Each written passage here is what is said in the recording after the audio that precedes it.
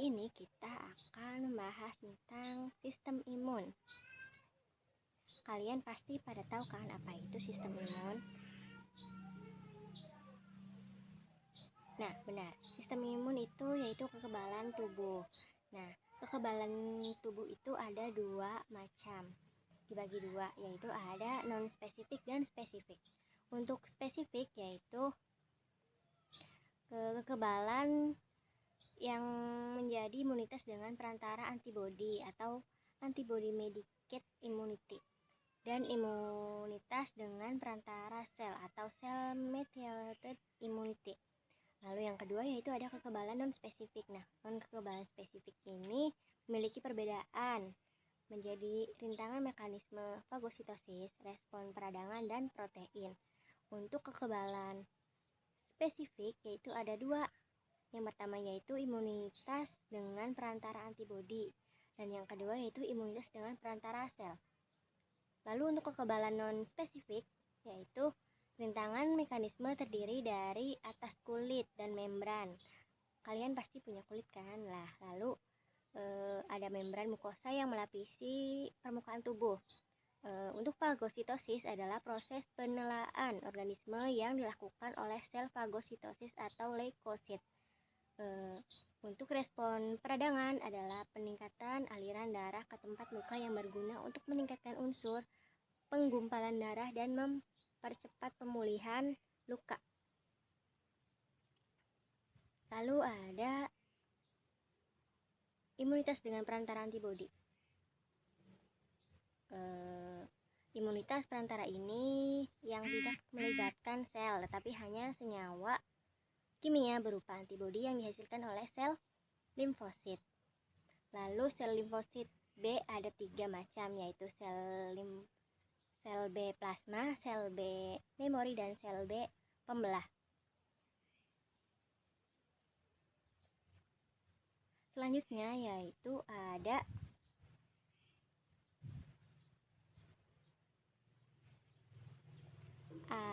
imunitas dengan perantara sel atau sel mediated immunity.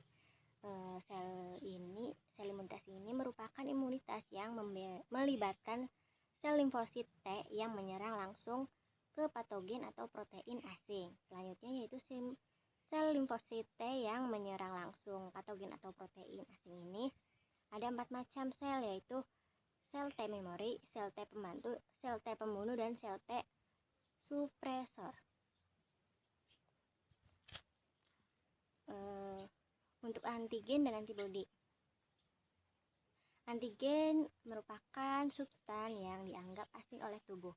Lalu antigen sendiri memiliki struktur fungsional menjadi dua, yaitu imunogen dan hapten. Untuk imunogen ini adalah merupakan molekul besar dari sebuah antigen yang bersifat sebagai molekul pembawa karena membawa molekul kecil atau imunogenik. Lalu ada hapten. Hapten ini adalah molekul yang kecil yang mempunyai kandungan antigenik atau molekul karir yang diikat oleh molekul besar atau imunogen. Lalu ada antibodi. Antibodi adalah sekelompok substan protein yang diproduksi karena adanya pejanan atau paparan antigen terhadap limfosit. Antibodi ini memiliki bentuk seperti huruf Y. Lalu antibodi memiliki 5 jenis, yaitu IgG, IgA, IgM, IgD, dan IgE. IgM merupakan antibodi pertama yang disekresikan sebagai respon kekebalan tubuh. Setelah menjadi antigen, IgM memicu aktifnya protein komplement. IgM juga dapat meningkatkan antigen atau patogen menjadi gumpalan sehingga memudahkan fagositosis makrofag. Lalu ada IgG, mengaktifkan protein komplement dan menetralkan banyak racun.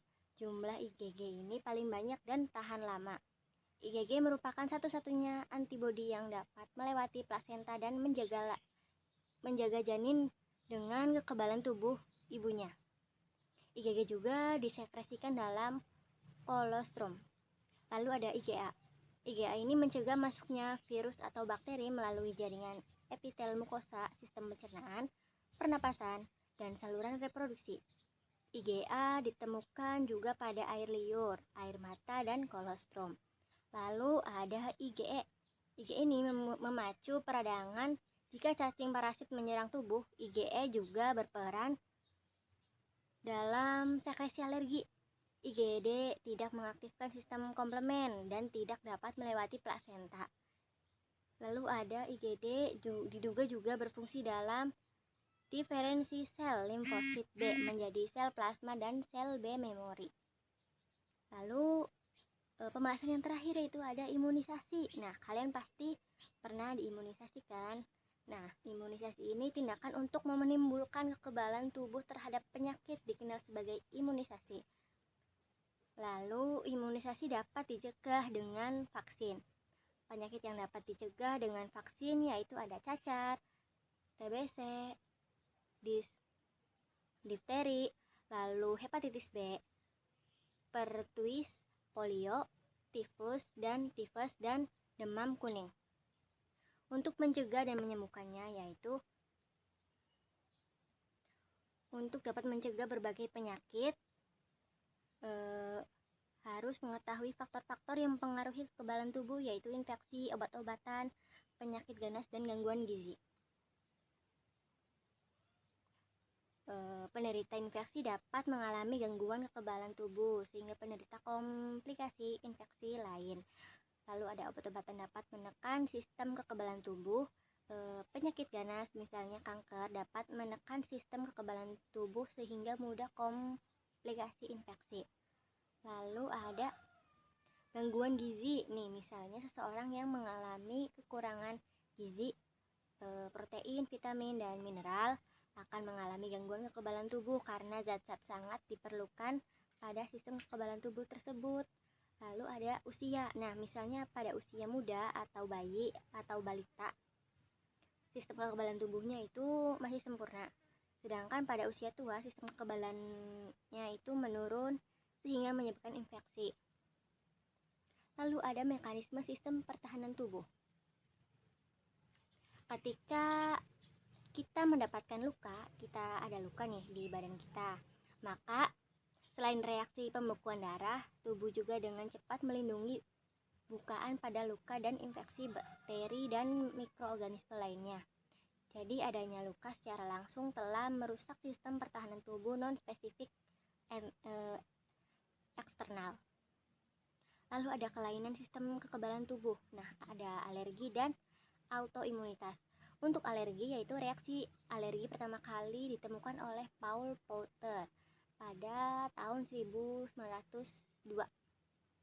Lalu untuk autoimunitas yaitu merupakan suatu keadaan sistem kekebalan tubuh membentuk antibodi untuk menyerang sel tubuh lainnya, memperlakukannya seolah-olah bukan bagian dari tubuh. Sel limfosit T karena suatu hal menyerang sel tubuh sendiri. Sekian.